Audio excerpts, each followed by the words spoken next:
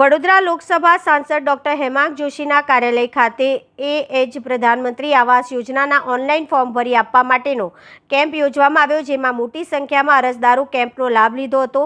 પ્રધાનમંત્રી આવાસ યોજના અંતર્ગત નવા આવાસ મેળવવા માટે ગરીબ અને મધ્યમવર્ગીય લોકો ફોર્મ ભરવામાં ભારે તકલીફો ભોગવે છે। એવામાં કોઈ લેભાગુ એજન્ટના સંપર્કમાં આવી જાય એટલે છેતરાઈ જાય છે। પારદર્શક રીતે ફોર્મ ભરી શકે તે માટે હરણી રોડ પર સાંસદ ડોક્ટર હેમાંગ જોશીના કાર્યાલય ખાતે આજે કેમ્પ યોજવામાં આવ્યો હતો, જેમાં સ્વયંસેવકોએ અરજદારને ફોર્મ ભરવામાં મદદ કરી હતી। સવારે 10 કલાકેથી શરૂ થયેલા કેમ્પમાં અસંખ્ય લોકોએ કેમ્પનો લાભ લેવા માટે આવી પહોંચ્યા હતા અને લાંબી કતારો લાગી હતી।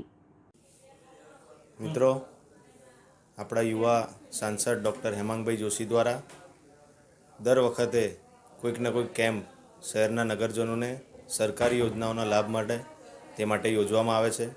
તેને જ ધ્યાનમાં રાખીને આજે પ્રધાનમંત્રી આવાસ યોજનાના ઓનલાઈન ફોર્મ ભરવા માટેના કેમ્પ સંગમ ઓફિસ ખાતે અને સાથે સાથે અટલ જન સેવા કેન્દ્ર કલેક્ટર ઓફિસ ખાતે બંને ઓફિસ ખાતે આ યોજનાના ફોર્મ ભરવા માટેની અહીંયા કેમ્પ રાખવામાં આવ્યો છે। સવારના 10 થી 4 વાગ્યા સુધી આ કેમ્પનું આયોજન કરવામાં આવ્યું છે। ખૂબ મોટી સંખ્યામાં નગરજનો આ કેમ્પનો લાભ લઈ રહ્યા છે।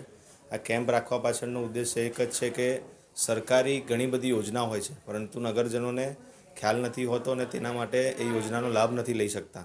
તેને ધ્યાનમાં રાખીને કેમ્પના માધ્યમથી નગરજનો મોટી સંખ્યામાં આ યોજનાના લાભ લઈ શકે તેનું આયોજન કરવામાં આવ્યું છે।